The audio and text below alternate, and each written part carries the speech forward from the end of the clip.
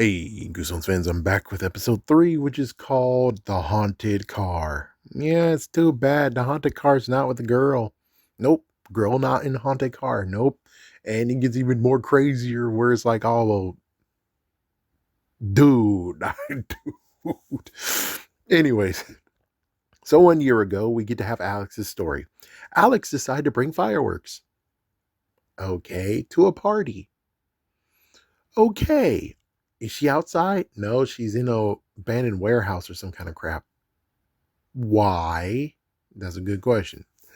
So, with her friend Murph and some other guy, they decided to just use the fireworks in the damn freaking place, indoors. Alex, just go. Alex, just leave. Leave, Alex, leave. But anyways, so we got Murph who actually wants to try to do the dare of getting his hand blown off along with the other guy. So Murph was able to throw the freaking thing and poof, gone. Meanwhile, well, actually, no, that's the other guy. So the other guy that apparently we don't know the name of. But as for is either one of them's Murph. I don't know which one the other guy's name is, but it turns out the other guy, I thought it was the other guy, actually his name is Murph. And the other guy, we don't even know his name. I don't think so. So, anyways, the other guy, Murph, I either way, the other person, he actually had struggled to get the freaking thing off it. And I'm like, cut the damn fuse off. Pull the fuse off of the freaking damn thing of firework so he won't get his hand blown off. And he goes, or heck, lick your fingers and you dumb jerk. But instead, she's like, no, no, I'm going to help her get the freaking thing out. Oh, I got it out. Oh, he tossed it to the side of the freaking corner. Oh, it caught on fire. Oh, my goodness. Everyone runs out. She's the only one there trying to get the fire stopped. So as soon as the fire actually, I don't even think the fire even got stopped thanks to her, but she decided to just stay there versus, going. Don't get in trouble. So she got arrested. And her mom is not giving any help. Detective Jen is just allowing her to get arrested. So next day, now we get into modern day. So the next day afterwards, Devin gets asked by Doc, did he see Trey? Of course, we know exactly what happened there. And then Cece got actually asked. And he's like, no, I didn't see him. So Devin goes to meet Frankie while Cece actually tries to cover up some things, and then she finally squeals saying that, oh yeah, Devin's memory's a bit fuzzy, and he fell down into the sewer, and this is where it's like, you need to allow him to know exactly what the hell was going on. But here she goes being a jerk, being like, oh, well, you always talking about the damn basement. Don't go in the basement. Don't go in the basement. He didn't go in the basement. It's like, listen, he's asking that because, well, what you sound like, it sounds like he actually might have actually one of the things that might be in the basement, might be dangerous, got out. It would be a good idea to find out if something got out or not, But instead, you're just being like, oh, it's in the basement. It's like, get the fuck out, Cece. Anyways, Alex gets to have an ankle bracelet. We're okay, mama? Yeah, I think we're still following what's going on. So ankle bracelet, the the mom and daughter has a riff, follow the rules, community service, and she has a 10 p.m. curfew. So we see Alex picking up trash, and then Murph, he's right there, and he's like, "I'll see you later, sucker." And then it's like he just bites away, even though she could actually talk to him. But jerk ass right here, who's leading the freaking community service, is like, "All right, if you do that, blah blah blah." It's like, dude, seriously. He's like, sometimes some idiots just have issues. Anyways, Frankie actually believes that she killed Trey. Devin admits that he got dragged into the sewer. And he says that the monster version of the plants in my dad's basement. Meanwhile, the dad actually gets the detective the seed is, and Trey actually left his clothes, which, of course, he didn't. They did look like they were folded neatly, though. But yeah, I don't think he did that. I think the freaking damn plant monster took his form or something. It's like, I don't know. Hopefully, we'll find out in the next episode. But, anyways, yeah, so Doc admits that he smashed the window and don't mess with him. It's like, don't mess with him. Trey's the one who's the dumb idiot who needs to get messed with. Anyways, Doc needs to get his in quotations research back, aka the pod or whatever. The pod, the egg, the specimen, the freaking whatever it is. It's like, yeah, he needs it back. So they both are going to find Trey. They look for him. They go to the auto shop. The dad is angry at the doc. It's like, wow. Because he smashed the window. It's like, he's a lunatic. He's a madman. And he just used his rage. And it's like, so let me get this straight. You're cool with him parking in someone else's property. Is that what we're hearing, sir? Anyways, it's like, yeah, he's going to show him that direct window. But of course, well, haunted car equals is able to save itself. So trying to find Trey, the dad actually tries to call him. No, tries to call Frankie. Nope, not since yesterday. Har har har. Trey's dad thinks that Doc has did something to him, and he made a funny joke. And now Alex wants to borrow CJ's scooter, and he makes an ex-con joke, and it's like, eh. So Trey's dad actually got the car moved, and well, the person who actually drove it decided to put the cars in the overhead.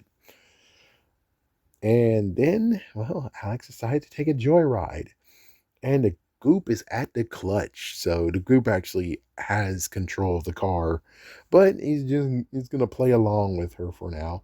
So Cece is, I mean, Alex is trying to pick up Cece. And of course, well, it looks like it hints that they're both that way. You know what I'm talking about? Yeah, that freaking damn inclusion, man. It's like, you don't need to do inclusion in this. Why do you want me to freaking ditch? Please stop making me ditch. They're not even watching this in the first place, sadly. The ones that you're doing this for aren't watching it, sadly. So you can cut the crap. Anyways, yeah, Alex gets blackmailed by C. So Cece decides to blackmail her, and it's like, "Yep, I got footage of you doing it." It's like, "Oh, yeah, of course you did." So even though they said it's extortion, I'm like, "No, it's more blackmail than extortion." Anyway, Cece actually has to ask about Morph. They're in one location, and Cece actually now has blackmail on Alex because it's like, "Hey, I can just call them. They see that you took the car and back to juvie you go." It's like, oh, that sucks. But it seems that instead of trying to get herself, free because, clear her name, she wants to clear herself from her mom. So her mom knows that she didn't do anything wrong. And well, she did lots of stuff anyways. Some vandalism, stuff like that. And apparently she pushed a vending machine to impress a girl. Okay, Junkie. You know what I said? Junkie. Oh, but she no snitch. It's like, okay, so you're not a snitch when it comes to going to the police and say Marf did it. But however, you are just about to snitch on freaking Cece. So that means that technically, if she wouldn't have done it, you don't have anything on her in the first place. That was just a bluff. Well, anyways. So Marv has to clear her name for her mom. Yeah, like I said, the car decides to play music while Cece goes check it out. And she can't turn down the music, and now the AC is on crazily, and Cece got Marv's work address. Meanwhile, Detective Jen takes Doc to the station for a statement. It seems that Jen actually loved Maddie. They were together at the time. Oh. Well, the car is now marked as gone, and Devin goes down to the basement with Frankie. Doc does return, but he notices that the grate is still open because, Devin. So Devin actually checks the notes and was about to go, but Doc came down in the freaking basement. Oh, good Lord. And he starts to actually put another log in his journal or video diary or video log. So he got Divine from the sewer and he cuts it open and there's black goop again. So he squirts the black goop into a I forgot what petri dish. There we go. Petri dish, and now it's acting like a compass, being like, where did you come from? Now it's actually trying to point its way back to where it came from. So Martha's found. Alex goes to confront, and he bikes away again like usual. So Alex decides to chase him by car, and Cece decides to de-escalate her from doing that. It's like, yeah, please stop. You don't need to do this. You don't have to become a criminal just to prove that you're innocent. But all of a sudden, just like Venom, it's like, yep, now we get to the Venom part where, nope, your foot got glued to the pedal, and now you're going pedal to the metal, and you're still going until, oh, somehow they turned and hit a freaking post. So the spores actually goes into her kombucha mug, whatever. And Alex actually gets screwed over because, well, the car did it. So since the car did it, but Cece thinks she did it, so now you lost your chance to be with Cece. Even though I'm like, if you do that, go fuck yourself, junkie. So the car is damaged. I put to the extreme, but not really. It's just the hood and stuff is just bent. So Cece decides to get a ride with CJ after getting her some bits. And well, as for freaking Alex, she decided to still stay there, even though it's like, just leave the damn car. And when they drove off and she's now locked in because doors are locked, seatbelt, it boomed itself back up, and her phone got left in the trash because there was trash over there. So she left her phone. Idiot move, idiot. So yes, he's thinking. So Detective Jen is now on the scene, and Marv actually reported the crash. He's like, "Yes, the guy bicycling actually reported this," and it's like,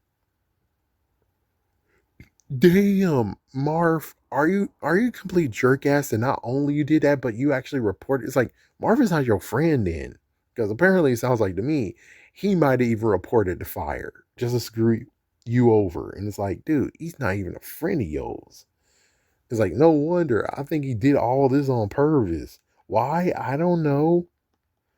I don't know. Maybe because you're that way and he wanted to be with you, idiot. Pure speculation. So, anyways, yeah, so she left her damn phone, and Alex is still screwed. Anyway, she's still in the car. It's kind of funny, like watching what happened with Abe Simpson in that Simpsons, where he's in the freaking car. He's like, "Please let me go. I gotta use the restroom. Let's play the quiet game."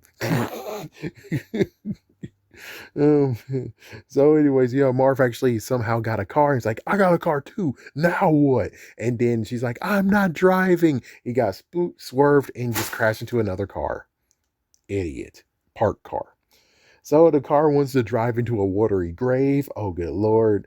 Alex decided to jump in the back, get get the freaking seats open, and then jump out of the trunk. She saved herself, but the car still drives into glory in the water. I think the car is still driving still. It's like, what? It's like, yeah, the car is driving underwater like what Homer did with that one car. It's like, what? Anyways, she is forced to walk back home, but luckily her mom, the detective, actually found her, I don't know, 1/5 the way home. Don't know. Well, it shouldn't be too far, but anyways, yeah, so her mom actually helped her get to curfew, and for me, when I it was 10 a.m. when it hit 10 p.m. when I was watching, and when same exact time, somehow I sequenced it just right. Crazy. So Doc goes to the place where it started. That's where it led it to. Apparently, the name is Fort Jerome. And let me just add this part when it comes to this. Oh, wait, no, one second.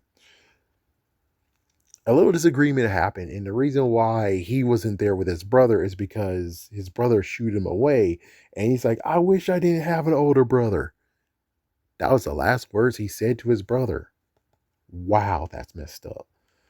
Ooh, the pain, the horrible pain. Anyways, there's some stuff going on when it comes to Alex, but let me just say one thing. Alex, when she got in the car, was asked what happened and all that. You know what I would have said? I would have been like, Trey actually gave me a ride, and then all of a sudden he acted crazy. It's like, acted crazy? Yes. He acted real, real crazy. He even tossed my phone away. I was a hostage, Mom. It's like, that's what you should have did. Okay. That's what you should have did instead of I borrowed the car. I borrowed it. I borrowed the car. It's like, you were a hostage Use that to your advantage, idiot. Use that to your advantage. Anyways, the goop led him to the room, yeah, and Trey is alive and butt ass naked. What the hell? Alex has to talk about Trey, and again, like I said she borrowed the damn car, but Trey is fine, but startled as hell. Startled.